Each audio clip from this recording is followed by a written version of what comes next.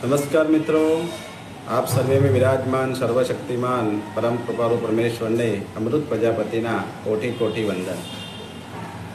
मित्रों, આજનો મારો વિષય છે કે ભગવાન જ્યારે આપણી જોડેથી કોઈ એક વસ્તુ લઈ લે છે તો બીજી વસ્તુ એના કરતાં કિંમતી આપવાની એની તૈયારી હોય છે। જાણીએ મિત્રો એક સ્ટોરી પરથી કે ભગવાન જ્યારે કંઈ લઈ લે ત્યારે માણસના જીવનની અંદર એને બહુ જ મોટું દુઃખ થતું હોય છે, પણ એના પાછળનો ઉદ્દેશ ઉપરવાળાનો બહુ મજબૂત હોય છે। એક વખતનો સમય છે અને એક મંદિરની અંદર ઘણા બધા કર્મચારીઓ કામ કરતા હતા। કોઈ પૂજાપાઠ કરતું હતું, કોઈ ઢોલ નગારા વગાડતું હતું। આવા બધા જ લોકોને પગારદાર ઉપર એ મંદિરના ટ્રસ્ટે એમને રાખેલા હતા। એક વખતની અંદર એની જે કમિટી છે એ બદલાણી અને કમિટીને એવો વિચાર કર્યો કે ભાઈ આપણા મંદિરની અંદર જેટલા કર્મચારીઓ છે એ બધા જ કર્મચારી આપણા જોડે એક શિક્ષિત હોવા જોઈએ અને એ મિનિમમ 10 પાસ કરેલા હોવા જોઈએ। એવા જ કર્મચારી આપણે રાખવા, અભણ કર્મચારી આપણે રાખવા નહીં। અને એવાની અંદર પછી તપાસ કરવામાં આવી કે ભાઈ પૂજા કરે છે પૂજારી, તો પૂજારી કે બરાબર છે તો 10 પાસ છે। બીજા જે વારવાવાળા હતા એ શું કરે છે તો કે એ બી 10 પાસ છે। તો આ લગભગ 8-10 લોકો એક મંદિરની અંદર કામ કરતા હતા, બધા અલગ અલગ પ્રકારની સેવા। અને એની અંદર એક તપાસ કરવામાં આવી કે જે વ્યક્તિ બેલ વગાડતો હતો મંદિરનો આરતીના સમયે, એની તપાસ કરી તો એ વ્યક્તિ ભણેલા નહોતા, એ બિલકુલ અભણ હતા। તો તપાસ કરી કે બધા લોકો કર્મચારીની વચ્ચે આ એક અભણ કર્મચારી છે, તો એમને બોલાવવામાં આવ્યા કે તમે કેટલું ભણેલા છો? તો કે યાર હું તો અભણ છું। તો કે હવે જે આ કમિટીએ નિર્ણય કર્યો છે કે અહીંયા 10 પાસ હોય એ જ વ્યક્તિને આપણે અહીંયા કર્મચારી તરીકે રાખવાના છે। જો તમે ભણેલા નથી તો આવતીકાલથી તમને અહીંયા નોકરીમાંથી છૂટા કરવામાં આવે છે। પેલો વ્યક્તિ દુઃખી થઈ ગયો કે યાર મારું તો આજે અહીંયા હું જે ઘંટ વગાડું છું એની બદલીમાં મને જે પૈસા મળે છે એનાથી તો મારો પરિવાર ચાલે છે, અને તમે મને નોકરીમાંની છૂટો કરી દેશો તો મારી શું હાલત થશે, મારા પરિવારની શું હાલત થશે? એટલે કે ભાઈ એ તમારું જે હોય એ તમારો સવાલ છે, અમારા તો અહીંયા કમિટીએ જે રૂલ્સ બનાવ્યો એ રૂલ્સ અમારે ફોલો કરવો પડે, એટલે આવતીકાલથી તમે અહીંયા નોકરી આવી શકશો નહીં। તો પેલા વ્યક્તિ તો પછી રૂલ્સ ઇઝ રૂલ્સ ફોલો કરવો પડ્યો અને બીજા દિવસથી નોકરી બંધ થઈ ગઈ। પણ એને પછી માઇન્ડની અંદર વિચાર કર્યો કે હવે મારે શું કરવું, એટલે પછી એને એક દિવસે વિચાર કર્યો કે હવે તારે કંઈ નહીં, પણ મંદિરની અંદર લાખો ભક્તો આવે છે તો લાવો એક નાનકડું કંઈક વસ્તુ લાવી અને મંદિર આગળ વેચવાનું ચાલુ કરું। તો એની મંદિર આગળ બધી કોઈ જે રનિંગ પૂજા પાણીને એવી બધી જે આઈટમો હશે જે ભગવાનને પૂજા માટે કે ઉપયોગ કરાય, ચડાવાય ભગવાનને, આવી વસ્તુઓનું એને ફૂલ લાવવાના ચાલુ કર્યા, ફૂલોનો ધંધો ચાલુ કર્યો। અને એમ કરતાં એક જગ્યાએ નાની બેઠકમાંથી પછી ધીમે ધીમે દુકાન બનાવવાની ચાલુ કરી। દુકાન બનાવતા મોટી દુકાન બની ગઈ। એમ કરતાં બહુ જ મોટો ફૂલોનો વેપારી બની ગયો। અને પછી તો એને ખબર પડવા મળી કે આની અંદરથી તો બહુ પ્રોફિટ થાય એવો છે।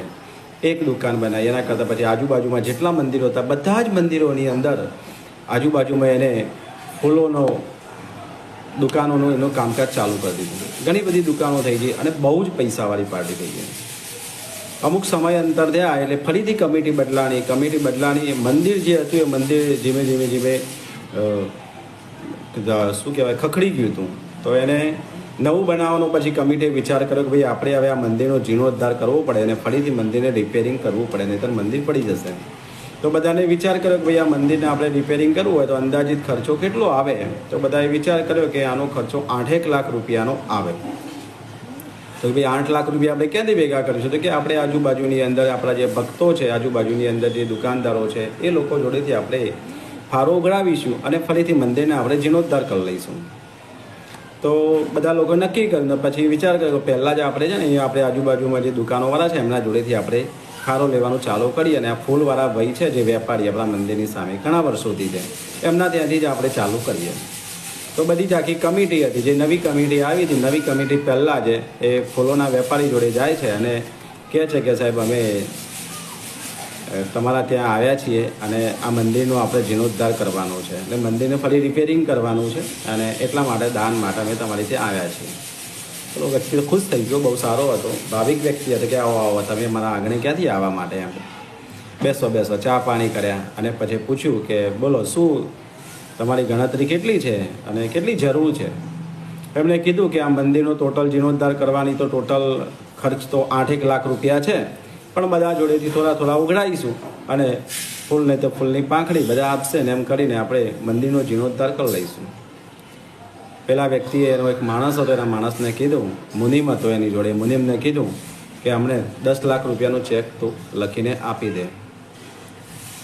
પેલા લોકો આશ્ચર્યચકિત થઈ ગયા કે શું વાત કરો છો, આપણે તો 8 લાખ રૂપિયા બધી જગ્યાથી ઉઘરાવાના નક્કી કર્યા છે, જ્યારે તે એક જ પાર્ટી આપણને 10 લાખ રૂપિયા આપી રહી છે. તો છેલ્લા પછી એ ચેક હતો એમને આપ્યો, પણ ચેકની અંદર નીચે સહી કરવાની બાકી હતી. એટલે એના જે નવા ટ્રસ્ટીઓ હતા એને કીધું કે સાહેબ આમાં સહી કરવાની શેઠ બાકી છે.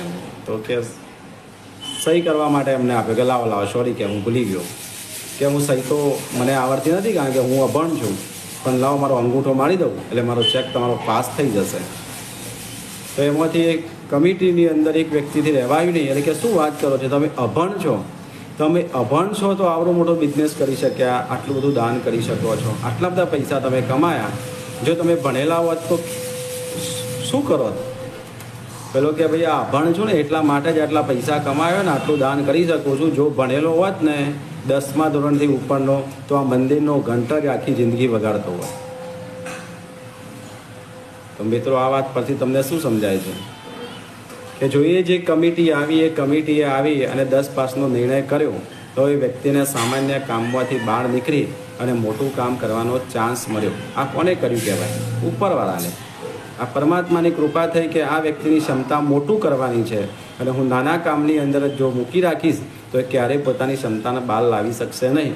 તો એની નાની નોકરી છે એના જોડેથી ઉપરવાળાએ ઝૂંટવી લીધી તો એને મોટું કરવાનો ચાન્સ મળ્યો. તો મિત્રો જો ભગવાન પર ભરોસો હોય તો જ્યારે કોઈ પણ વસ્તુ નાની તમારી લઈ લે ત્યારે દુઃખી થવાની જરૂર છે નહીં, આભાર માનવાની જરૂર છે. કારણ કે આ દુનિયાની અંદર બધાનું ધ્યાન રાખવાની જવાબદારી એની છે અને એ હંમેશા માટે રાખતો જ હોય છે.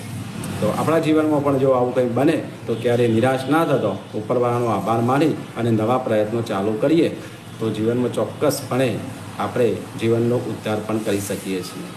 થેન્ક યુ દોસ્તો.